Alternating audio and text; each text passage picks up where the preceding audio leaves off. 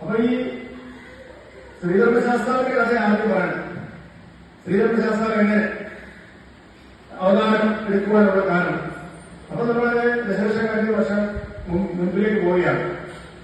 നമുക്ക് അഷ്ടമസ്കന്ധത്തിലൊക്കെ ഭാഗവത്തിൽ പറയുന്നുണ്ട്. ഈ പാലാരി മന്ദിരത്തിന്റെ കഥയെല്ലാം അവിടെ പറയുന്നുണ്ട്. അപ്പം ആ കാലഘട്ടത്തിലെ മഹിഷാസുരനെന്നും നഹിഷി എന്നും രണ്ട് സഹോദര അസുര രാജാവായിട്ട് അസുരന്മാരും വളരെ ശക്തനായ അസുരനായിട്ടുള്ള മഹിഷിയും ഉണ്ടായിരുന്നു, മഹിഷാസുരനും ഉണ്ടായിരുന്നു, അദ്ദേഹത്തിന്റെ സഹോദരിയായിട്ട് മഹിഷിയും ഉണ്ടായിരുന്നു. ഈ മഹിഷാസുരനെ അതൊക്കെ എന്ന് പറഞ്ഞ അസുരന്മാരെ തപസ് ചെയ്ത് കഠിന തപസ് ചെയ്ത് ബ്രഹ്മാവിനെ പ്രത്യേകിച്ച് ബ്രഹ്മാവിനെ ശരീരമാണ്. കാരണം അവർ ശുഭപ്രസാദികളാണ്. തപസ്സിന് അത്രയില്ല. ഫലം നേടുക, അതിനുശേഷം മരതലത്താൽ മതിച്ച് എല്ലാ ലോകങ്ങളെയും ആക്രമിച്ച് കീഴടക്കി അങ്ങനെ അവരുടെ സാമ്രാജ്യം സ്ഥാപിക്കാനുള്ളതായിരുന്നു അതിന്റെ ഒരു നിലനിന്റെ ഒരു വ്യവസ്ഥ. അപ്പൊ അതുപ്രകാരം മഹിഷാസുരൻ തപസ് ചെയ്ത് ഭഗവാനെ പ്രത്യക്ഷപ്പെടുത്തിയിട്ട് ചോദിച്ചത് അമരത്വമാണ്. ആദ്യം പേരെല്ലാം ചോദിച്ചത് അമരത്വമാണ്. അപ്പം അത് ആദ്യം തന്നെ ഭഗവാന് നിഷേധിക്കും. പറ്റത്തില്ല, അമരത്വം പറ്റില്ല. ജനിച്ചാൽ മരിക്കണം, പക്ഷെ എങ്ങനെ മരിക്കണമെന്ന് തീരുമാനിക്കും. മറ്റേ സിനിമയിലെ അമരപ്രകത്തിയിലൊക്കെ വേറെ എടുത്തോണ്ട് സ്വീകരിച്ചോളം പറയുന്നതൊരു ഇതാണ്, അത് സ്വീകരിക്കാം. അപ്പൊ അങ്ങനെ വന്നപ്പോൾ മനുഷ്യാസനം പറയുന്നത് എനിക്ക് ഒരു സ്ത്രീയെ മാത്രമേ എന്നെ വധിക്കാൻ പറ്റൂ. കാരണം അത്രയ്ക്ക് പവർഫുള്ളായിട്ട് അത്രയ്ക്ക് ധനവാനായിട്ടുള്ള ശക്തനായിട്ടുള്ള അസുര രാജാവാണ്. അപ്പൊ ഒരിക്കലും പുള്ളി ഒരു സ്ത്രീയെ ഭയപ്പെടുന്നില്ലായിരുന്നു. അപ്പൊ ഭഗവാൻ പറഞ്ഞു കൊടുത്തു. പുള്ളിയുടെ പ്രവൃത്തികൾ ആരംഭിച്ചു. ശക്തമായിട്ട് വന്നു കഴിയുമ്പോഴത്തേക്ക് എല്ലാ രീതിയിൽ പ്രധാന രോഗങ്ങൾക്കും തലവേദനയാകുന്ന രീതിയിലായിരുന്നു. അപ്പൊ അവസാനം ഈ ദേവന്മാരുമായി യുദ്ധം, ദേവാസുര യുദ്ധത്തില് ഭഗവാൻ മഹാവിഷ്ണുവും മഹേശ്വരിയും മഹിഷാസുരനോട് പോരാടിയിട്ടും ജയിക്കാൻ സാധിച്ചില്ല. കാരണം ഇവിടെ സ്വരം കേൾക്കുക, അവരവസാനം രക്ഷപ്പെട്ടു പോയത്. ഇതിന്റെ അവസാനമാണ് അവരെ ആലോചിച്ച് അവരുടെ എല്ലാം തേജസ് കൊടുത്തുകൊണ്ട് ദേവിയെ സൃഷ്ടിക്കുക. ഈ തേജസ് കൈമാറുന്നത് പറയുമ്പോൾ നമുക്ക് രാമായണത്തിൽ അറിയാം. രാമായണത്തിലെ നമ്മള് രാമായണത്തിന്റെ ബാലഘട്ടത്തിലെ സീതാസഹോദരനെ കഴിഞ്ഞ് ശ്രീരാമൻ ദശരഥൊക്കെയായിട്ട് പോകുമ്പോൾ അയോധ്യയ്ക്ക് പോകുമ്പോൾ പരശുരാമൻ പറയുന്നുണ്ട്. പരശുരാമൻ പറയുന്നുണ്ട്, ഞാനിരിക്കുന്നു രാമയ്ക്ക് ഭൂവനം ചെയ്യാൻ മഹാനായ ഭഗവാൻ ശത്രുഘ്നായാലും എന്തിനും അക്ഷരം എങ്ങോട്ട് യുദ്ധം ചെയ്യുക അല്ലെങ്കിൽ അങ്ങനെ പറഞ്ഞത് തോന്നുന്നുണ്ട്. അപ്പം ഭഗവാൻ പറയുന്നുണ്ട്, ഇങ്ങനെ മഹാന്മാരായിട്ടുള്ള ബാലന്മാരോട് തുടങ്ങിയാൽ ആശ്രയം കൊണ്ടുള്ള തപോവിന്റെ ഇങ്ങനെ പാലിക്കുന്നു എന്ന് പറഞ്ഞ് ഭഗവാൻ പറഞ്ഞതിന് ശേഷം അവിടെ ഭഗവാൻ വൈഷ്ണവജാപം കുറിക്കുന്നു. ഇല്ല, ശൈവജാപം ഖണ്ഡിച്ച് തന്റെ കയ്യിലുണ്ട് ഒരു ജാപം വൈഷ്ണവ മഹാസാരം എന്നാണ് പറയുന്നത്. അപ്പൊ ആ വൈഷ്ണവജാപം എടുത്ത് വിളിച്ചു കഴിയുമ്പോൾ മുഴുവൻ മനസ്സിലായി, ആളാരെന്ന് മനസ്സിലായി. പരശുരാമന് അവതാരമാണല്ലോ. ഈ മഹാവിഷ്ണുവിന്റെ അവതാരങ്ങളെ എടുക്കാനുള്ള കാര്യം നമ്മുടെ ഭൃഗുവിന്റെ ഒരു ശാപമാണ്. ഭൃഗുവിന്റെ ശാപമായിരുന്നു. കാരണം ശുക്രന്റെ മാതാവിനെ, കാവ്യ മാതാവിനെ ഭഗവാൻ തൃച്ചക്രം കൊണ്ട് വധിക്കുന്നുണ്ട്. അപ്പൊ അതിൽ കുപിതനായിട്ടാണ് ഭൃഗു ശപിക്കുന്നത് ഇങ്ങനെ ജന്മമെടുക്കുന്നത്. പക്ഷെ അതേസമയം തന്നെ അതിന് വേറെ കാരണമുണ്ട്. നമുക്കറിയാം, ഓരോ അവതാരത്തിനും പ്രത്യേക കാരണങ്ങളുണ്ട്. കാരണം പലരും ഭഗവാന് പുത്രനായിട്ട് വേണമെന്ന് പറഞ്ഞത് അവസാനിച്ചിട്ടുണ്ട്. കൗസല്യയുടെ കാര്യം അങ്ങനെയാണ്, ദേവകിയുടെ കാര്യമാണ്. അവർക്കൊക്കെ ഭഗവാൻ മുൻ ജന്മങ്ങളിൽ ഞാൻ പുത്രനായിട്ട് വന്നോളാമെന്ന് പറയുന്നത്. അത് മാത്രമല്ല, ഓരോ ദുഷ്ടന്മാരെ വധിക്കണം. ഇപ്പൊ ശ്രീരാമാവതാരം എന്ന് പറഞ്ഞു കഴിഞ്ഞാൽ രാവണനെയും കുംഭകർണനെയും വധിക്കാന്നുള്ളതാണ്. ശ്രീകൃഷ്ണ അവതാരം എന്ന് പറഞ്ഞാൽ ശിശുപാലനെ നന്ദാഭക്തനെ വഹിക്കാണ്. അങ്ങനെ ഓരോ അവതാര ലക്ഷ്യമുണ്ടായിരുന്നു. എങ്കിലും അവതാരം എടുക്കാനുള്ള കാരണം അതാണ്. ആദ്യത്തെ അവതാരം അറിയാം, മത്സ്യാവതാരമാണ്. മത്സ്യാവതാരമാണ് ഭഗവാനാദ്യം എടുക്കുന്നത്. അതിലാണ് തായ്ക്കിരീവൻ ബ്രഹ്മാവിന്റെ വേദനകൾ തരക്കൊണ്ടുപോയി എത്തിച്ചെടുക്കണമായിരുന്നു. അതോടൊപ്പം തന്നെ അന്നത്തെ പ്രളയം, വൈവസ്വതമനും കമന്തൂര് അവിടെ ധ്യാനിച്ചിരിക്കുമ്പോഴാണ് നദിയിൽ വെച്ച് എന്നെ എടുത്തുകൊണ്ട് പോകണം, കുഞ്ഞു മത്സ്യമായിട്ട് എന്നെ ഇവിടെ വലിയ മത്സ്യങ്ങൾ കഴിക്കുമെന്ന് പറഞ്ഞ് പുള്ളി എടുത്ത് കൊട്ടാരത്തിൽ കൊണ്ടുപോകുന്നു. പക്ഷെ അവിടെ പറഞ്ഞിട്ട് പറ്റുന്നില്ല. കുറച്ച് വലിയ പാത്രത്തിൽ എടുത്തുകൊണ്ട് നദിയിലിടുന്നു. അതാണ് ഗംഗാ നദിക്ക് പോലും ഈ മത്സ്യത്തെ ഉൾക്കൊള്ളാൻ പറ്റുന്നില്ല. അങ്ങനെയാണ് സാഗരത്തിൽ കൊണ്ടാക്കുന്നത്. പക്ഷെ അപ്പം പുള്ളി പറയുന്നുണ്ട്, ഒരാഴ്ച കഴിഞ്ഞു കഴിഞ്ഞാൽ ഒരു മഹാപ്രളയം വരും. അപ്പോൾ സപ്തർഷികളെ കൂട്ടി ഒരു തോണിയിൽ ഇവിടെ കാണാൻ ഞാൻ വന്ന് കൊണ്ടുപോകണമെന്ന് പറയുന്നത്. അങ്ങനെയാണ് ആ പ്രളയത്തില് രണ്ടാമതാണ് പൂർണ്ണമാവതാരം. അതാണ് നമ്മുടെ ഈ ശ്രീധർമ്മശാസ്താവിന്റെ ജനനവുമായി ബന്ധപ്പെട്ട കഥവരുകളെ. അതിന് പ്രധാന കാരണം ദുർവാസാവിന്റെ ഒരു ശാപമാണ്. ദുർവാസാവ് ഒരിക്കലും ഇങ്ങനെ മരത്തിലൂടെ പോകുമ്പോഴത്തേക്ക് മേനയെ കണ്ടു, അപ്സര സുന്ദരിയായ മേനയെ കണ്ടു. മേനയ്ക്ക് ഒരു വളരെ പരിമളമുള്ള ഒരു മാലയുമായിട്ട് പോകുന്നത്. അപ്പൊ ദുർവാസാവ് അത് ചോദിച്ചു. ദുർവാസാവ് കൊടുക്കാതിരിക്കാൻ പറ്റത്തില്ലല്ലോ. കുത്തിലേക്ക് ഉള്ള അനുഭവം അറിയാവുന്ന മേനയുടെ സന്തോഷത്തോടുകൂടി ദുർവാസാവിന് മാല കൊടുത്തു. ദുർവാസാവ് അതുകൊണ്ട് ദേവലോകത്തിൽ എന്നപ്പോൾ ദേവേന്ദ്രൻ അങ്ങനെ ഐരാവത്തിന് കൊടുത്തിങ്ങനെ വരും. അപ്പൊ ഈ മാല അദ്ദേഹത്തിന് സമ്മാനിച്ചു. ദേവേന്ദ്രൻ എന്ത് ചെയ്തു? മാല എടുത്ത് ഐരാവത്തിന് വസ്ത്രത്തെ വെച്ചു. പക്ഷെ ഈ മാലയുടെ പരിമളത്തിന്റെ വണ്ടുകളും തേനീച്ചകളും എല്ലാം കൂടെ ഐരാവതൻ എന്താന്ന് പറയാൻ ആനയാണില്ലേ. ആനയുടെ പ്രശ്നം വന്നു കഴിഞ്ഞപ്പോൾ ആനയിലെടുത്ത് ഐരാവതത്തിലെടുത്ത് വരുന്നു. അതിൽ പുതിയനായിട്ട് നിരാധര അവയ്ക്കൊക്കെ നിങ്ങൾ ദർശിക്കോട്ടെന്ന് പറഞ്ഞ് സംശയത്തിന് ഉപവാസം പോയി. ശാപമോഷങ്ങൾ കൊടുത്തില്ല. പക്ഷെ പ്രശ്നം വരുമ്പോഴത്തേക്ക് സാധാരണ പോലെ തന്നെ എല്ലാവരും കൂടെ മഹാവിഷ്ണുവിന്റെ അടുത്തിരുന്നു. അപ്പൊ മഹാവിഷ്ണു പറഞ്ഞ പരിഹാരമുണ്ട്. പാലാഴി കടയണം.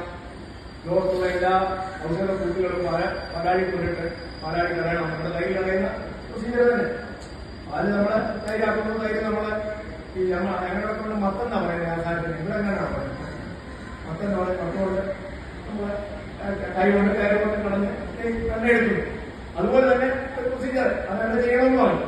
പക്ഷെ അങ്ങനെ പറഞ്ഞപ്പോ ഇത് ചെറിയൊരു പാത്രത്തിലെ തൈരല്ലല്ലോ, സമുദ്രമാണ്. അപ്പൊ അതിനൊരു കടകോല് വേണം, അതിനൊരു കയറിന് പകരം വേണം. അങ്ങനെ മന്ദരപർവത്തെ കടകോലും വാസുകിയെ സപ്തരാജാവായ വാസുകിയെ കയറുമാക്കി അവിടെ ഇത് തടയാൻ തീരുമാനിച്ചു. പക്ഷെ ഇവരൊക്കെ അതിന് ശക്തിയില്ല. പണ്ടേ തുമ്പല. ഇപ്പൊ ഈ പ്രശ്നങ്ങൾ വന്നതോടുകൂടി ഇവർക്ക് ശക്തിയില്ല. ദേവമാകെ അസുരന്മാരെ പുറത്തോട്ട് പിടിക്കാൻ പറ്റും. അസുരന്മാരെ കൊണ്ടുപോയിട്ട് അവരോട് പറഞ്ഞ് ഒരുപാട് സാധനമൊക്കെ ഇട്ട് ഇന്നൊരു തരാം, ഒരു തരാമെന്ന് പറയുന്നത്. അസുരന്മാരെ മൊത്തം അടിച്ചു മാറ്റണമെന്ന് പറഞ്ഞാൽ അവർ വരും.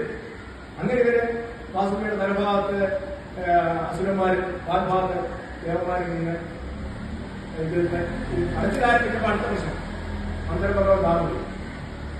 അന്തർപർവ്വം താങ്ങുന്ന സാധാരണക്കാർ കൊടുക്കാൻ പറ്റത്തില്ല. അപ്പോഴാണ് ഭഗവാൻ കൂർമാവതാരം കിട്ടുന്നത്. എന്നിട്ട് ഓരോരുത്തരായിട്ട് വന്നു. ഒരുപാട് സാധനങ്ങൾ തൈരാവം വന്നു, പാരിജാതം വന്നു, ലക്ഷ്മി ഭഗവതി തന്നെ വന്നു.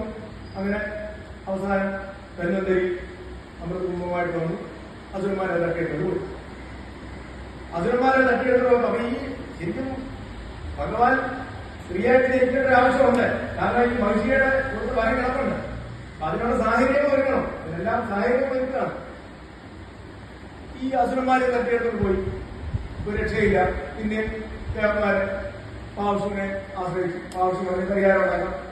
പാവശു ശ്രീരൂപെടുത്തു മോഹിനിയായി അസുരന്മാരുടെ അടുത്ത് തന്നെ പല തന്ത്രങ്ങളും പറഞ്ഞ് അമൃതകുംഭമായിട്ട് വന്ന് അടിച്ചോണ്ട് പോകും. പക്ഷെ അത് ഇത് അടിച്ചോണ്ട് പോയതാണ് നമ്മുടെ രാഹുലും കേൾക്കും മനസ്സിലായി. അവർ പറയുന്നു അവരെ ദേവരൂപത്തിൽ ദേവന്മാരുടെ രൂപം ധരിച്ച് അതിൽ കൂടെ കയറിയിരുന്നു അവരുടെ പിടിക്കാൻ. അങ്ങനെ ഭഗവാൻ അങ്ങനെ മോഹിനി രൂപത്തിൽ അമൃത വളർന്നു വരുമ്പോഴേ സൂര്യചന്ദ്രന്മാർ ഇവരെ തിരിച്ചറിഞ്ഞു. സൂര്യചന്ദ്രന്മാർ തിരിച്ചറിഞ്ഞപ്പം അവർ പറഞ്ഞപ്പം പെട്ടെന്ന് ഭഗവാൻ പ്രത്യക്ഷത്താല് ഇവരെ രണ്ടുപേരെ ഛേദം ചെയ്യാം. പക്ഷെ അപ്പോഴത്തേക്കും അമൃത് കൊടുത്തു. ഇവിടം വരെ ആയി. അതുകൊണ്ട് ഇവരുടെ തല പോയില്ല, താഴോട്ട് പോയില്ല. അപ്പൊ അവർക്ക് ഈ സൂര്യചന്ദ്രന്മാരോട് അവരോട് വിരോധം വരുന്നു. അവർ സൂര്യചന്ദ്രന്മാരുടെ പുറകെ നടക്കുന്നു. സൂര്യനെ ചന്ദ്രനെ തല കിട്ടുമ്പോഴൊക്കെ വിഴുങ്ങുന്നു. യാപ്പായുണ്ട് അങ്ങ് പോകുന്നു. അതാണ് സൂര്യഗ്രഹണം ചന്ദ്രഗ്രഹണം. സൈനിക ഡിപ്പാർട്ട്മെന്റ് അപ്പ് ചെയ്യുന്നതുകൊണ്ട് ഞാൻ സൂര്യഗ്രഹണത്തെ ചന്ദ്രഗ്രഹണത്തെ ഈ രീതി വ്യാഖ്യാനിക്കുന്നില്ല. എങ്കിലും നമ്മുടെ വിശ്വാസം അല്ലെ, നമ്മുടെ വിശ്വാസം നമ്മുടെ പുരാണങ്ങൾ പറയുന്നത് അതാണ്. അപ്പൊ അങ്ങനെ ഈ അമൃതൻ മോഹിനി രൂപം വന്നു. അത് മോഹിനി രൂപം ഒന്ന്. ഇനി ഒരിക്കൽ കൂടെ മഹാവിഷ്ണു മോഹിനി രൂപം എടുക്കുന്നുണ്ട്. അത് ഭസ്മാസുരന്റെ കഥയുമായിട്ട് ബന്ധപ്പെട്ട. ഭസ്മാസുരൻ ബ്രഹ്മാസുരൻ അല്ലെങ്കിൽ ഭസ്മാസുരൻ ഈ പറഞ്ഞ പോലെ തന്നെ എനിക്ക് ലോകം മുഴുവൻ കീഴടക്കി ഭരിക്കണമെന്ന് പറഞ്ഞ് മഹാദേവനെ തപസ് ചെയ്ത് ഉദ്ദേശപ്പെട്ടു. അപ്പൊ മഹാദേവൻ ഭയങ്കര ക്ഷേത്ര പ്രസാദിയാണ്. ഇവരോട് പറഞ്ഞ് എനിക്ക് ഒരു വരം തരണം. പുള്ളി ഇതൊന്നും ചോദിച്ചില്ല, അമരത്വം ചോദിച്ചില്ല. ഞാൻ ആരുടെ തല കൈവച്ചാലും അവൻ തീരണം. ഭസ്മമാണ് അതെന്ന് പറയുന്നത് പ്രകാശം പുള്ളി കൊടുത്തു. കൊടുത്തു കഴിഞ്ഞപ്പോൾ അസുരനെ കൈക്കുളം കാണിച്ചു. ഭഗവാന്റെ തന്നെ പരീക്ഷിക്കാൻ പോയി. അത് അന്ന് ശരിയാണോ നോക്കണമല്ലോ. ഭഗവാന്റെ പുറകെ ഭഗവാൻ ഓട്ടം തുടങ്ങി. വീണ്ടും രക്ഷിക്കാൻ മഹാവിഷ്ണു വേണ്ടി വന്നു. 4 നിരക്ക് ഓടിച്ചെന്ന് ദേവന്മാരൊക്കെ ചെന്ന് പറഞ്ഞു പരമേശ്വരൻ കൂടി നടക്കുകയാണ്, എങ്ങനെയും ഭഗവാനെ രക്ഷിക്കണം, ഇതാണ് വിഷയം എന്ന് പറയുമ്പോൾ വീണ്ടും മോഹിനി രൂപം ധരിച്ച് ഭസ്മാസുരന്റെ മുമ്പിൽ വന്നു. ഭസ്മാസുരന് ഇഷ്ടപ്പെട്ടു. ഭസ്മാസുരന് അപ്പം മോനെ കല്യാണം കഴിക്കണമെന്ന് പറയാൻ പറഞ്ഞു. ശരി, ഞാൻ എന്നെ നൃത്തത്തിൽ തോൽപ്പിക്കുന്ന ആളെ മാത്രമേ കല്യാണം കഴിക്കൂ. വലിയ നൃത്തം അറിയാൻ ഞാൻ നോക്കാൻ പറഞ്ഞ് നൃത്തം തുടങ്ങി. തുടങ്ങി കുറച്ചു നേരം കഴിഞ്ഞപ്പോൾ നൃത്തത്തിന് സ്റ്റെപ്പായിട്ട് ദേവി തലയിറന്ന് കൈ വെച്ചു. ഭസ്മാസുരനും വെച്ചു. ഭസ്മാസുരന്റെ കാര്യത്തിൽ തീരുമാനമായി. അപ്പൊ അങ്ങനെ 2 പ്രാവശ്യം കുഞ്ഞായി കഴിഞ്ഞപ്പോഴത്തേക്ക് മാവുഷ് പതിയെ പൊടിയും തെറ്റി സാറിന് പുള്ളിയങ്ങ് പോയി. പുള്ളിയങ്ങ് വൈകുന്നേരം പോയി. ശിവന് ഈ കുഞ്ഞിനെ കൊണ്ട് നേരെ കൈലാസത്തിൽ പോയി. ശിവനെ പണ്ടേ പാർവതിക്ക് എത്ര ഇത് പോരാ, കാരണം നല്ല ഗംഗയൊക്കെ കൊണ്ടുനടക്കുകയല്ലേ. എങ്കിലും ഈ കാര്യങ്ങൾ പാർവതി ദേവിക്ക് അറിയാം.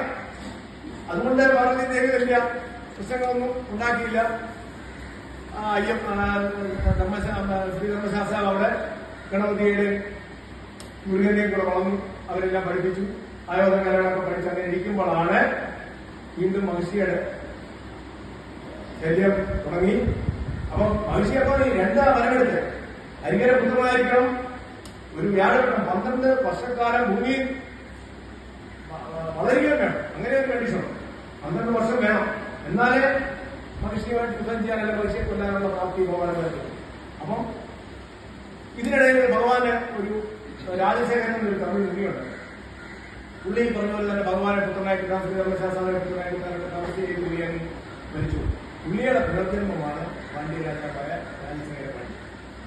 അപ്പം മധുരയിലാണ് ശരിക്കും പറഞ്ഞാൽ പാണ്ഡ്യരാജാവ് നമ്മുടെ പന്തളം രാജാവിന്റെ ആദ്യത്തെ എന്ന് പറഞ്ഞാൽ മധുരയാണ്. മധുരയിൽ നിന്ന് അവരെ ചോള രാജാക്കന്മാരുടെ ആക്രമണം സഹികെട്ടിട്ടാണ് അവരവിടുന്ന് പലായനം ചെയ്ത് നമ്മുടെ ഈ തെങ്കാശി വഴി അച്ചൻകോവിലെത്തി, അവിടുന്ന് ഊന്നിയിലെത്തി ആണ് പന്തളത്തേക്ക് എത്തിയത്.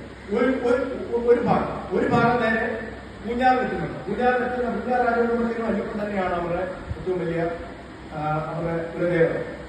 അപ്പൊ ആ 2 അവരങ്ങനെയാണ് വരുന്നത്. അപ്പം ഈ പന്തള രാജാവ് അന്ന് മക്കളൊന്നും ഇല്ലാതെ വിഷമിച്ചിരിക്കുകയാണ്. അപ്പൊ ഭഗവാന് ഈ പന്തള രാജാവ് അപ്പം ഭഗവാൻ ശ്രീധർമ്മശാസ്ത്രാവിനോട് പറയുന്നതിന്റെ അവതാര ദൃശ്യം ആയിരിക്കാം. അങ്ങനെ ശ്രീധർമ്മശാസ്ത്രാവിന്റെ ഒരു കുട്ടിയായിട്ട് കഴുത്തിൽ രക്തമാല ചാർത്തി, മണി, അതാണ് മണികണ്ഠൻ. മണിയല്ലാതെ രക്തമാല തന്നെ ചാർത്തി പന്തള നമ്മുടെ പമ്പാ തീരത്ത് കൊണ്ട് രാജാവ് നാരായണ കൊണ്ട് കിടക്കുന്നു.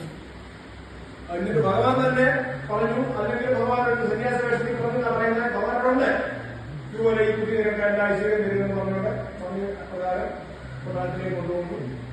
രാജാവ് റാണിയുടെ ഭംഗിയായിട്ട് വളർന്നു കൊണ്ടുവരുന്നു. അവിടെ ചെന്ന് മണികണ്ഠൻ എല്ലാ ആയോധനകലകൾ പഠിക്കുന്നു, മറ്റ് എല്ലാം പഠിക്കുന്നു. അതിന്റെ അവസാനം ഗുരുദക്ഷിണ ചോദിച്ച സമയത്ത് ഗുരുവിന്റെ പുത്രന് കേൾവി ശക്തിയില്ല, എതിരെ മൂകരുമായിരുന്നു. അപ്പം ഗുരുദക്ഷിണയായിട്ട് ആ കുട്ടിക്ക് ഈ ഗുരുവിന്റെ പുത്രന് കേൾവി ശക്തി നൽകി, സംസാരശേഷി നൽകി. അങ്ങനെ നിൽക്കുമ്പോഴാണ് നമ്മുടെ മറവപ്പുറയുടെ ആ ഭീഷണി. മറവപ്പുറയുടെ ഭീഷണിയാണ് ഇപ്പോൾ ഉണ്ടായിരുന്നു. ഇവരൊക്കെ ഉദയനന്റെ നേതൃത്വത്തിലുള്ള മറവപ്പുറ എന്നുള്ള ശക്തി പ്രാപിച്ച് പന്തളപ്പെട്ട ആക്രമിക്കാനിരിക്കുക. പക്ഷെ അവിടെ അത് സാധിക്കാൻ വന്നതെന്താണെന്ന് വെച്ചാല് ഇവരുടെ ആരാധനാമൂല്യം, ഇവരുടെ കുലദൈവത്തെ ശക്തി കളഞ്ഞെങ്കിൽ മാത്രമേ ആക്രമിക്കാൻ പറ്റുള്ളൂ. ഇതുപോലെ നമുക്ക് ഈ പഴശ്ശിരാജ സിനിമകൾ കണ്ടുണ്ടല്ലോ. പഴശ്ശിരാജ സിനിമ, പഴശ്ശിരാജാവിനെ ഈ നമ്മുടെ കണ്ണൂരിൽ അമ്പലമുണ്ട്, മൃദംഗശൈലേശ്വര ക്ഷേത്രം. മൃദംഗശൈലേശ്വര ക്ഷേത്രത്തിന്റെ അവിടെ ശ്രീപോർക്കലി ഭഗവതി, ആ ശ്രീപോർക്കലി ഭഗവതി ആയിരുന്നു പഴശ്ശിരാജാവിന്റെ കുടുംബ വലയം. അപ്പൊ ആ ദേവിയുടെ ശക്തി കൊണ്ട് ആണ് പഴശ്ശിരാജാവ് ബ്രിട്ടീഷുകാരെ ഈ എതിർത്തുകൊണ്ട് നിന്നത്. അങ്ങനെ പഴശ്ശിരാജാവിനെ തകർക്കാൻ വേണ്ടി അവർ നമ്മുടെ ആൾക്കാരുടെ തന്നെ ഉപദേശത്താല് ഈ ശ്രീപോർക്കലി ഭഗവതി ക്ഷേത്രം നശിപ്പിച്ചു. ഇപ്പോഴും കിടപ്പുണ്ട്. അതിന്റെ അവശേഷങ്ങൾ അവിടെ അമ്പലത്തിന്റെ മൃദംഗശൈലേശ്വര ക്ഷേത്രത്തിന്റെ അടുത്തുകൾ നിങ്ങൾക്ക് കാണും. അവിടാണ് ഈ കോട്ടയം രാജാവ് ഈ കഥകളിയുടെ വനിതാ രൂപം കോട്ടയം രാജാവിന് ചോദിച്ചു കൊടുത്ത് അങ്ങനെയാണ് കഥകളി വനിതാ രൂപം വരുന്നത്. നേരത്തെ വനിതകളില്ല, കഥകളി പുരുഷ രൂപം മാത്രമല്ല, വനിതാ രൂപം സ്ത്രീരൂപം അത് ആ കുളത്തിൽ വെച്ചാൽ ചോദിച്ചു കൊടുത്തു. അങ്ങനെയാണ് ഉണ്ടാകുന്നത്. അപ്പൊ അവിടെ ഈ എങ്ങനെ ശ്രീമൂർത്തി ഭഗവതിയെ തകർത്തെന്ന് പറഞ്ഞതുപോലെ തന്നെ ഈ ഉദയനൻ ശ്രീധർമ്മശാസ്ത്ര ക്ഷേത്രത്തെ ഈ നശിപ്പിച്ചു. മേൽശാന്തിയെ വധിച്ചു. മേൽശാന്തിയുടെ മകനുണ്ടായിരുന്നു ജയേന്ദ്രൻ എന്ന് പറഞ്ഞ ഒരു തിരുമേനി. മേൽശാന്തിയുടെ മകൻ സമർത്ഥനായ ഒരു ബാലകനായിരുന്നു. പുള്ളി ഏതാണ്ട് വിവാഹമായിരുന്നു. പുള്ളി എങ്ങനെ രക്ഷപ്പെട്ട് പുള്ളി ഈ വിരോധം അദ്ദേഹത്തോട് വിരോധം വെച്ച് എവിടേക്ക് പോയി ആയോട് എല്ലാം സമ്പാദിച്ചിരിക്കുന്ന സമയത്ത് പുള്ളി പന്തളം കൊട്ടാരത്തിനെ ആക്രമിച്ചു. രാജാവിന്റെ സഹോദരിയെ തന്നെ കടത്തിക്കൊണ്ട് പോയി. അപ്പൊ ആ രാജാവിന്റെ സഹോദരിയെ കടത്തിക്കൊണ്ട് പോയി കഴിഞ്ഞ് കുറച്ചു കാലത്തിന് ശേഷം ഈ ജയന്തൻ തിരുമേനി ഈ രാജകുമാരി അവിടുന്ന് രക്ഷിക്കുകയും രക്ഷിച്ചു കഴിഞ്ഞാൽ സ്വാഭാവികമായിട്ട് ഉദയനന്റെ അവിടെ പോയ ഇതിനെ കൊട്ടാരം സ്വീകരിക്കുന്നില്ല. കാരണം അങ്ങനെ വേറെ കഥയുണ്ട്. ചീരപ്പഞ്ചരയുമായിട്ട് ബന്ധപ്പെട്ട് അങ്ങനെ ഒരു കഥയുണ്ട്. ചീരപ്പഞ്ചര മഹേന്ദ്രനെ കൊണ്ട് ഈ രാജകുമാരിയെ കല്യാണം കഴിച്ച് അതിലുണ്ടായ മകനാണ് അയ്യപ്പൻ എന്നാണ് ചീരപ്പഞ്ചരക്കാർ പറയുന്നത്. പക്ഷെ ഇത് ശരിക്കും പറയുന്നത് ഈ ജയന്തൻ തിരുമേനിയില് പന്തളത്തെ രാജ്യത്ത് തന്നെ ഉണ്ടായ മകനായിരുന്നു. പക്ഷെ അപ്പം നേരെ കൊട്ടാരത്തിലോട് കൊണ്ടാൻ പറ്റത്തില്ല. അതിന് ക്രിയേറ്റ് ചെയ്തൊരു സ്റ്റോറിയാണ് ഈ കൊമ്പാതീരത്തെ. ശരിക്കും രാജകുടുംബാംഗം തന്നെയാണ് ഭഗവാൻ അയ്യപ്പൻ. അയ്യപ്പൻ ശരിക്കും മണികണ്ഠൻ രാജകുടുംബാംഗം തന്നെയാണ് നാമം കേട്ടത്. അവിടുത്തെ കൊട്ടാരത്തിലെ തന്നെ അംഗമാണ്. പുള്ളി ഇവിടെ കൊണ്ടുവരികയാണ്, കൊട്ടാരത്തിൽ കൊണ്ടുവരിക. അപ്പൊ ഏതായാലും ഈ ആയോധനകളെല്ലാം പഠിച്ചിരിക്കുന്ന സമയത്ത് ഈ മറോപ്പടയുടെ ആക്രമണം ഈ സമയം വരും, ഉദയനം വരും എന്നുള്ള രീതിയിൽ കുറച്ചുകൂടി പുള്ളിക്ക് കാര്യങ്ങൾ പഠിക്കണം. അങ്ങനെ കൂലിക്കടകൾ പഠിക്കാൻ വേണ്ടിയാണ് അയ്യപ്പനെ ചീരപ്പഞ്ചര കളരിയിലായിരിക്കും. ചീരപ്പഞ്ചര എന്ന് പറഞ്ഞാൽ ആലപ്പുഴ 3 ജില്ലയിലുള്ള കളരിയാണ്. അപ്പൊ ഈ ചീരപ്പഞ്ചര കളരിയുടെ ഇപ്പൊ നമുക്ക് നമ്മുടെ സുശീലകുമാരൻ പഴയ മന്ത്രി ഉണ്ടല്ലോ, AKD കല്യാണം കഴിച്ച സുശീലകുമാരന്റെ കുടുംബം, അതാണ് ചീരപ്പഞ്ചര കുടുംബം. അപ്പൊ ചീരപ്പഞ്ചര ചെന്നു. ചീരപ്പഞ്ചര പുള്ളി ഈ ഇത് അഭ്യസിക്കും. അവിടെ നിന്ന് കൂലിക്കടകളൊക്കെ പഠിച്ച സമയത്ത് ചീരപ്പഞ്ചര മൂപ്പന്റെ മകളായിരുന്നു ലളിത. ലളിതയ്ക്ക് ഭഗവാനോട് ലളിതയ്ക്ക് വന്നു. അപ്പൊ അത് പറയുന്നത് ലളിത ഈ അരിയും ശർക്കരയൊക്കെ ചേർന്ന് ഒരു പായസം ഉണ്ടാക്കി. അത് ഈ ഹൃദവതി പ്രസാദം എന്ന് പറയുന്ന ഒരു പായസം ഉണ്ടാക്കി ഭഗവാൻ കൊടുത്തു.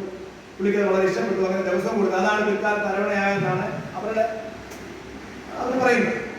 അപ്പൊ അങ്ങനെ ഭഗവാൻ രംഗത്തെയായി. അപ്പം ഭഗവാൻ പറയുന്നത് ഞാൻ ബ്രഹ്മചാരിയാണ്, എനിക്ക് ഒരു കുടുംബജീവിതം ഇല്ലെന്നൊക്കെ പറഞ്ഞിരിക്കുന്ന സമയത്ത് ഇവിടെ പറവപ്പടയുടെ ആക്രമണം വന്നു. ഭഗവാൻ തിരിച്ചു വന്നു, മന്ത്രത്തേക്ക് വന്നു.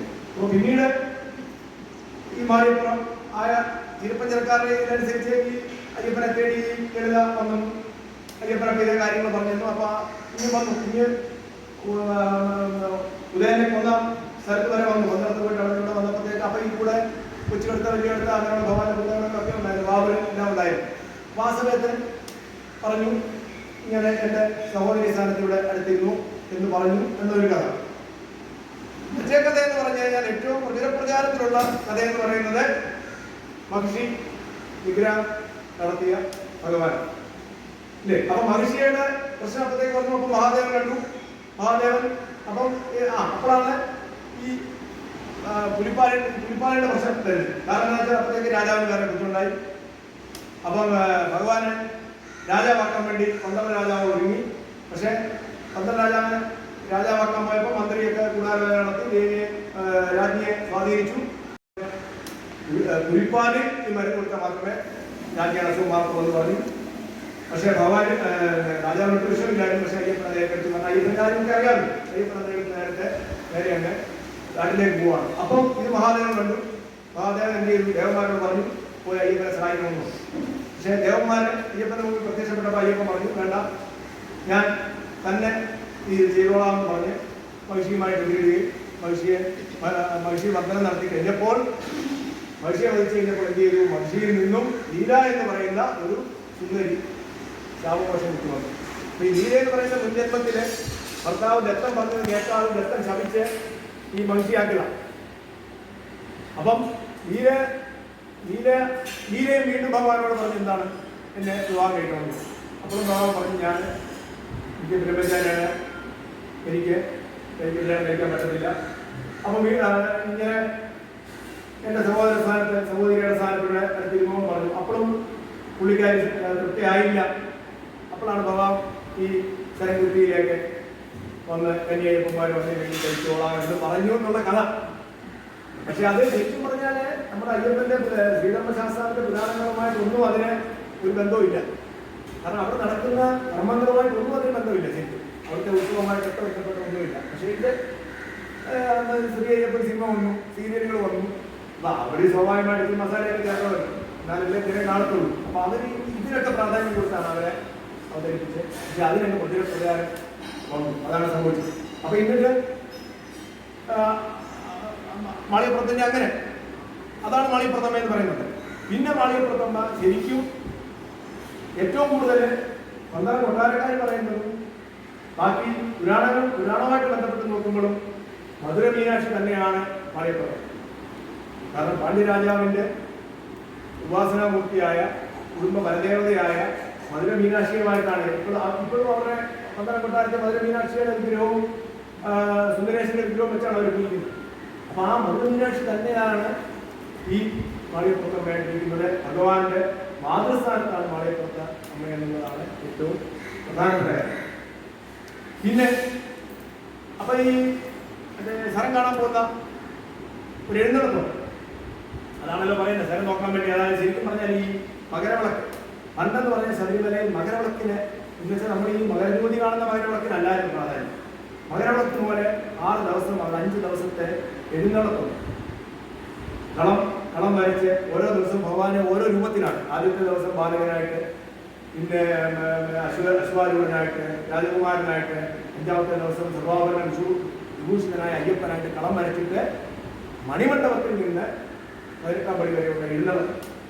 ഈ മണിമണ്ഡപം എന്ന് പറയുന്നത് ശ്രീകോവിലിന് അതിന് ഉപരിയായിട്ടോ ഇമ്പോർട്ടൻസ് ഉള്ള ഒരു സ്ഥലമാണ് ശബരിമല സംബന്ധിച്ച മണിമണ്ഡപം. പക്ഷേ ആരും അത് അവിടെ അങ്ങനെ നോക്കുന്നില്ല. ജസ്റ്റ് നമ്മൾ നോക്കുമ്പോഴത്തേക്ക് മാളികപ്പുറത്തിന്റെ വടക്ക് ഭാഗത്തായിട്ടുള്ള ഒരു കെട്ടണം അങ്ങനെ മണിമണ്ഡപം കാണുന്നു. പക്ഷേ അയ്യപ്പന് അല്ലെങ്കിൽ മണികണ്ഠന് ശ്രീധർമ്മ ശാസ്താവിലേക്ക് വിലയം പ്രാപിച്ചു. അപ്പൊ ജീവൻ സമാധിയാണ് ശരിക്കും. മണികണ്ഠന്റെയും അയ്യപ്പൻ രണ്ടാണെങ്കിൽ അയ്യപ്പന്റെയും, അയ്യപ്പനും മണികണ്ഠനും ഒന്നാണെങ്കിൽ ആ മണികണ്ഠ സ്വാമിയാണ്. ജീവൻ സമാധിയാണ് മണികണ്ഠൻ. അതുകൊണ്ട് അവിടെ നിന്നുള്ള എഴുന്നള്ളത്ത് ആദ്യത്തെ 4 ദിവസം വരുന്നത് 18 പടിയിലേക്കാണ്. 5ാമത്തെ ദിവസം ഇത് പോകുന്നത് ശരൺകുത്തിയിലേക്കാണ്. അപ്പോഴാണ് ഈ കഥ വന്നത് മാളികപ്രഥമയുടെ. പക്ഷെ മാളികപ്രഥമയുടെ എഴുന്നള്ളത്ത് അല്ലത്. മാളികപ്രഥമയുടെ ഇല്ല, ശരിക്കും ഉള്ളത് അയ്യപ്പൻ തന്നെയാണ്.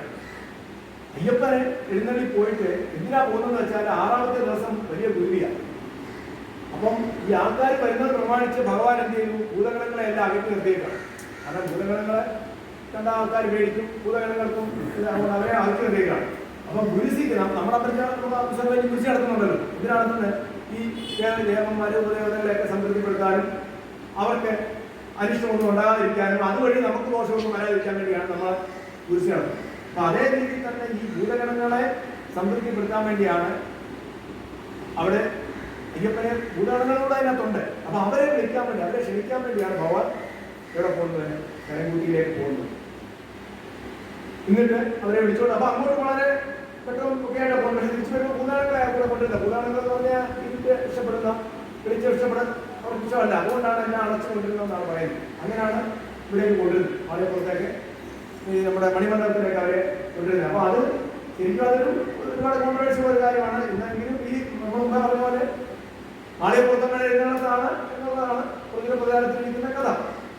അതിനാണ് കൂടുതൽ പറക്കേണ്ടിയിരിക്കുന്നത്. നമ്മൾ ശരിക്കും അത് നമ്മുടെ പന്തളം കൊട്ടാരത്തിനും ഒക്കെ വർഷങ്ങൾക്ക് മുമ്പ്, വളരെ വർഷങ്ങൾക്ക് മുമ്പ് തന്നെ ഈ ശബരിമലയിൽ, അല്ലെ ശൗര്യമല എന്നാണ് പറഞ്ഞത് ആദ്യം.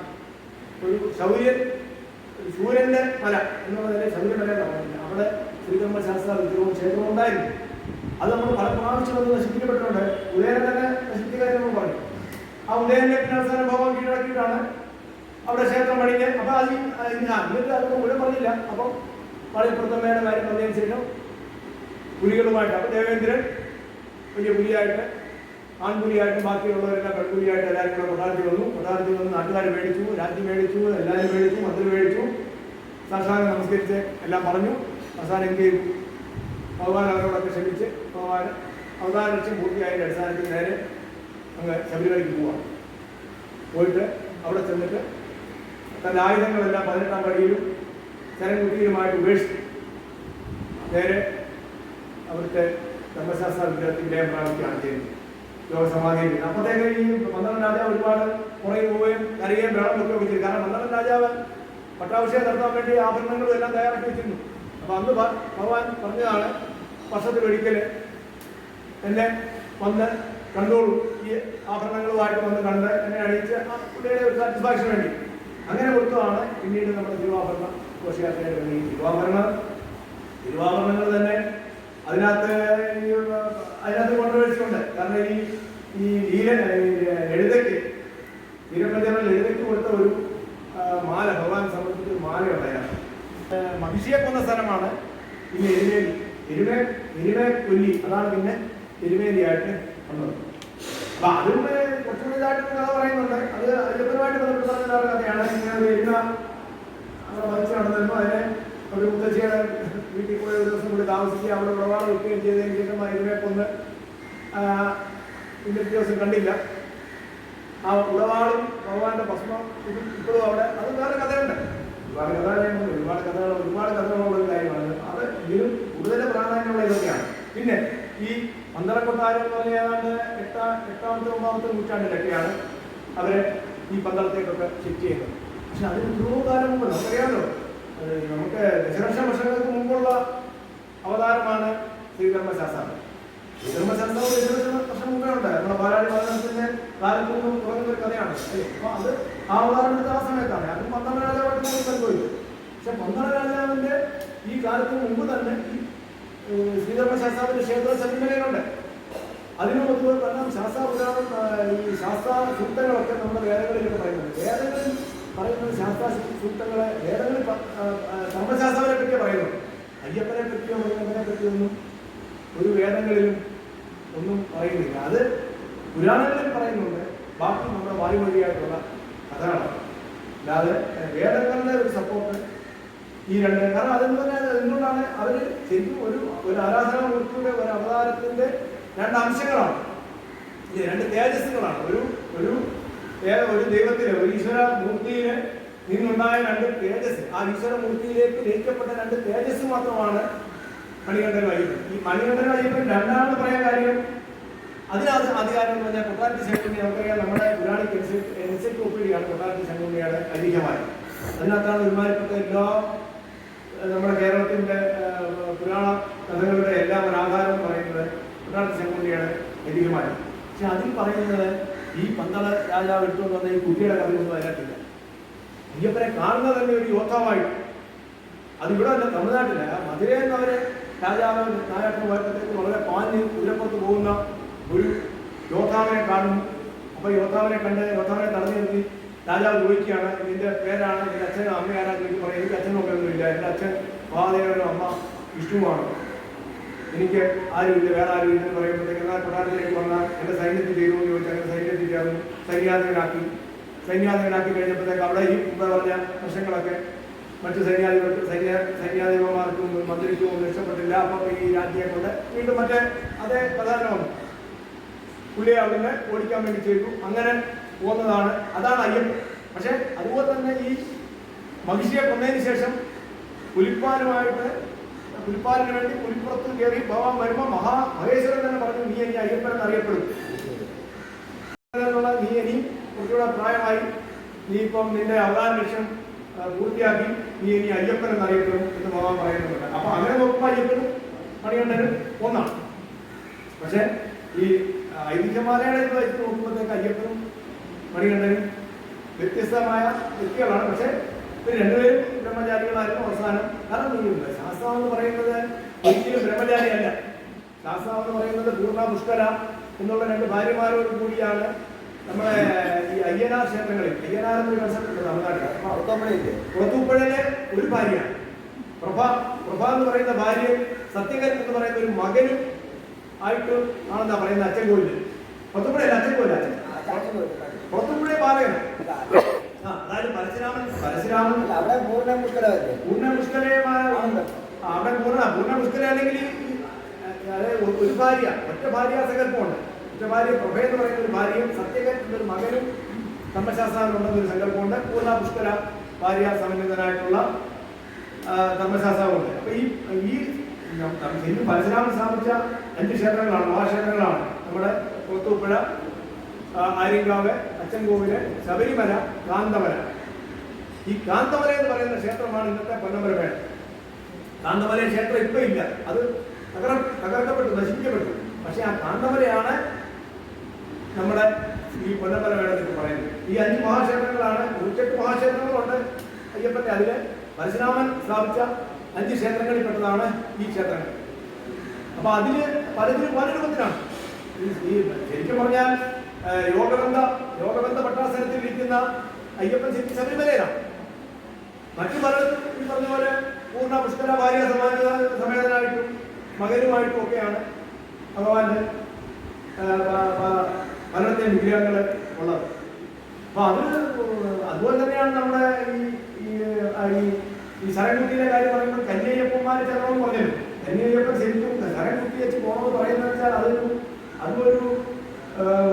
കൺസെപ്റ്റ് പറഞ്ഞ ഭഗവാന് തന്റെ ആയുധങ്ങളെല്ലാം ഉപേക്ഷിച്ച്, ഭഗവാൻ ഈ ശരൺകുട്ടി പോലെ തന്റെ ആയുധങ്ങൾ ഉപേക്ഷിച്ച് 18-ാം പടിയിൽ പൂർണ്ണമായിട്ട്, 18-ാം പടി എന്ന് പറഞ്ഞാൽ നമ്മുടെ ആ 18 മലകളെയൊക്കെ പിന്നെ വേറെ ഒരുപാട് സങ്കല്പങ്ങളുണ്ട്. അവിടെല്ലാം ഈ ആയുധങ്ങൾ ഉപേക്ഷിച്ചാണ് ഭഗവാൻ മണിമണ്ഡപത്തിലേക്ക് കയറി ചെല്ലുന്നത്. അപ്പം ആ ഒരു കൺസെപ്റ്റ് തന്നെയാണ് എന്നെ കാണാൻ പറ്റുന്ന ഭക്തരും എല്ലാം അവർ ആയുധങ്ങൾ ഉപേക്ഷിച്ച് മനസ്സിലെ ശത്രുതാഭാവം മറ്റു ദോഷങ്ങളെല്ലാം ഉപേക്ഷിച്ച് വരണമെന്നുള്ള ഒരു കൺസെപ്റ്റിൽ ആയുധം ഉപേക്ഷിക്കുന്നതായിട്ടാണ് ശരിക്കും കന്യയ്യപ്പന്മാരെ അവിടെ ഈ ഇതുകൊണ്ട് ചില കുട്ടിയിട്ട് പോകുന്നതെന്നുള്ളത് അത് ശരിക്കും വളരെ പ്രധാന വിശ്വാസം. അപ്പൊ അങ്ങനെ ഒരുപാട് അയ്യപ്പന് ഈ ഏറ്റവും പ്രധാനപ്പെട്ട ഈ മണിമണ്ഡപത്തിലെ ചടങ്ങുകൾ അതൊക്കെ എന്ന് പറഞ്ഞാൽ ഇപ്പോഴൊന്നുമല്ല. ഈ 11-ാം നൂറ്റാണ്ടില് ശരിക്കും അയ്യപ്പൻ ജീവിച്ചിരുന്നെന്ന് പറയുന്ന 11-ാം നൂറ്റാണ്ട്, അതായത് AD 1200 കാലഘട്ടത്തിലാണ്. എന്ന് വെച്ചാൽ ഒരു 800 2000 അല്ലേ ഇപ്പൊ ഇവിടെ ഒരു 800 വർഷം മുമ്പാണ് അയ്യപ്പൻ ജീവിച്ചിരുന്നത് പറയുന്നത്. പക്ഷെ അത് എത്രയോ മുമ്പ് തന്നെ ശ്രീധർമ്മശാസ്ത്രാവിന്റെ വിഗ്രഹം ഉണ്ടായിരുന്നു, ഓമനം ഉണ്ടായിരുന്നു, എല്ലാം ഉണ്ടായിരുന്നു. 2 പ്രാവശ്യം ഈ ക്ഷേത്രം നശിപ്പിച്ചു. 1904 അത് യാദൃശ്യമായ തീപിടുത്തമായിരുന്നു. കാരണം നമുക്കറിയാം ഹരിവരാസനം ഇപ്പോൾ ഉണ്ടല്ലോ, ഹരിവരാസനം വിശ്വമോഹനം എന്ന് പറയുന്ന ആ ഭഗവാന്റെ ഉറക്കുപാട്ട് ചൊല്ലുന്നതിന് മുമ്പ് ഇങ്ങനെ തിരുനട വരെ മുകളിൽ താഴെ വരെ 2 സൈഡിലും കർപ്പൂരങ്ങൾ കത്തിച്ചതിനൊക്കെ ശേഷമാണ് ഈ ഹരിവരാസനം പാടുന്നത്. അതുപോലെ തന്നെ ഹരിവരാസന സമയത്ത് ഈ നമ്മുടെ ഈ ശ്രീകണ്ഠശാസ്ത്രത്തിൽ കാണാം നമുക്ക്. നമ്മുടെ ഇവിടെ കട്ടിയുണ്ടാവില്ലേ ഭഗവാന്റെ ഇടതു ഭാഗത്തൊരു 9 ദീപങ്ങളുണ്ട്. അതോടൊപ്പം തന്നെ ഒരു പ്രധാനമായ ഒരു നെയ്വിളക്കുണ്ട്. അപ്പൊ ഈ ഹരിവരാസനം ചൊല്ലി വരുന്നതിനനുസരിച്ച് അതിങ്ങനെ ദീപങ്ങൾ കെടുത്തി അവസാനം 3 ദീപങ്ങളുടെ ഒരു പ്രക്രിയയിലാണ് ഭഗവാൻ നിൽക്കുന്നത്. ബാക്കിയുള്ള ഇങ്ങനെ അടച്ചടച്ചു പോകും. അപ്പൊ അങ്ങനെ അന്ന് സംഭവിച്ചത് എന്താണെന്ന് വെച്ചാൽ മേൽശാന്തി ചെയ്തുകൊണ്ടിരിക്കുമ്പോഴത്തേക്ക് ആൾക്കാരെല്ലാം കൂടെ കർപ്പൂരം ഇട്ട് കത്തിച്ച് അത് മേൽക്കൂര ഓലയ്ക്ക് തീ പിടിച്ചു. അമ്പലം കത്തി. അപ്പം വിചാരിച്ചത് വിഗ്രഹവും നശിച്ചുപോയി, മറ്റേ മേൽശാന്തി മരിച്ചുപോയതാണ്. പക്ഷേ പിറ്റേ ദിവസം മേൽശാന്തി ഭസ്മപതി കിടപ്പുണ്ടായിരുന്നു അതിന്റെ ബാക്ക് സൈഡ്. പുള്ളി എങ്ങനോ വിഗ്രഹം കൊണ്ട് രക്ഷപ്പെട്ടു. വിഗ്രഹത്തിന് ഒരു കേടുപാട് സംഭവിച്ചു അന്ന്. പക്ഷെ 1950 സാമൂഹ്യ ദ്രോഹിയുടെ ഭഗവാനെ പീസായി വെട്ടി ഭഗവാന്റെ കയ്യിൽ നല്ല കംപ്ലീറ്റ് ആ വിഗ്രഹം അത് ശരിക്കും പറഞ്ഞാൽ പഞ്ചലോഹമായിരുന്നു, മെറ്റലായിരുന്നു, ഓടായിരുന്നു. അത് തകർത്തിട്ടാണ് അമ്പലത്തിൽ തീരുന്നത്. പക്ഷെ അന്ന് ആ വിഗ്രഹം അന്ന് ഈ പണ്ടൊക്കെ ഞാനൊക്കെ പറഞ്ഞിട്ടേക്കുന്നത് കൊണ്ടയുടെ കയറ്റിൽ ആ വിഗ്രഹം ഉപേക്ഷിക്കാവുന്നതാണ്. പക്ഷെ ശരിക്കും അങ്ങനല്ല. ആ അമ്പലത്തിന്റെ 2 സൈഡിലും 2 മണി ഇങ്ങനെ അമ്പലത്തിന്റെ 2 സൈഡിലുണ്ട്. ശരിക്കും ആ മണി ഉണ്ടാക്കിയത് ഈ വിഗ്രഹം നൽകിയാണെന്നാണ് പറയുന്നത്.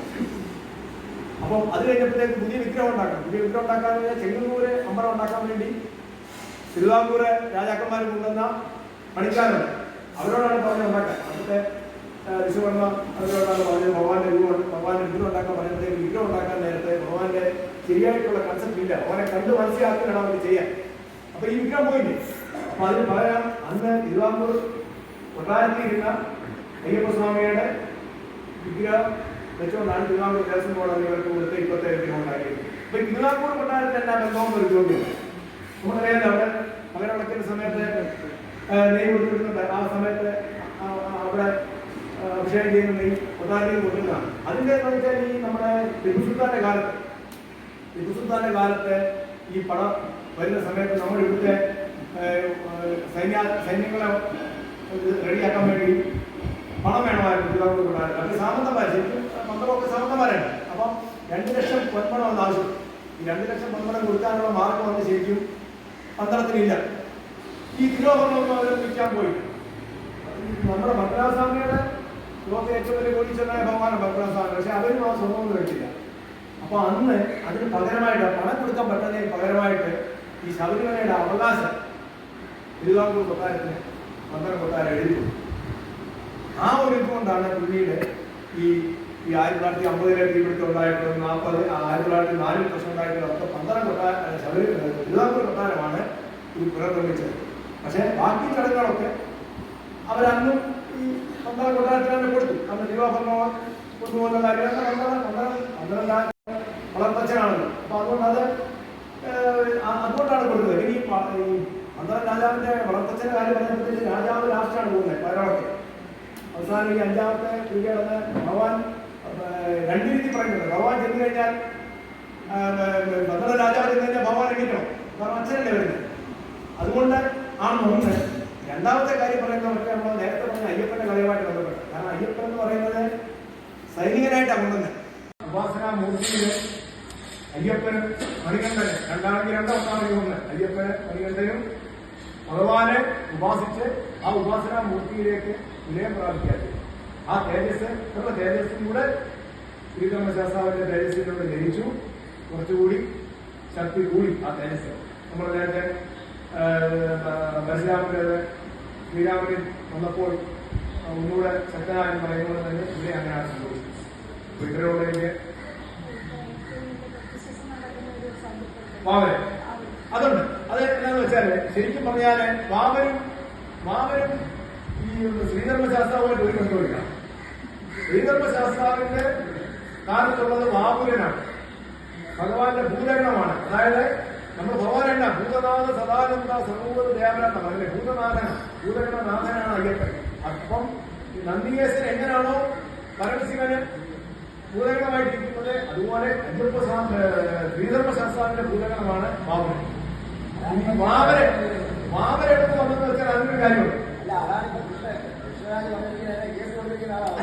പക്ഷേ ഈ മാതര് വരുന്നത് മണികണ്ഠനുമായിട്ട് ബന്ധപ്പെട്ടു. അതായത് മണികണ്ഠൻ ഈ മുഹമ്മദ് ചീരപ്പഞ്ചര പഠിക്കാൻ പോയിരുന്നു. അവിടെ വെച്ചാണ് ശരിക്കും വാമനെ കാണുന്നതെന്നാണ് പറയുന്നത്. വാമൻ എന്ന് പറഞ്ഞാൽ കടക്കൊള്ളക്കാരനും കരയെ കൊള്ള നടത്തുന്ന ഒരു ആളായിരുന്നു.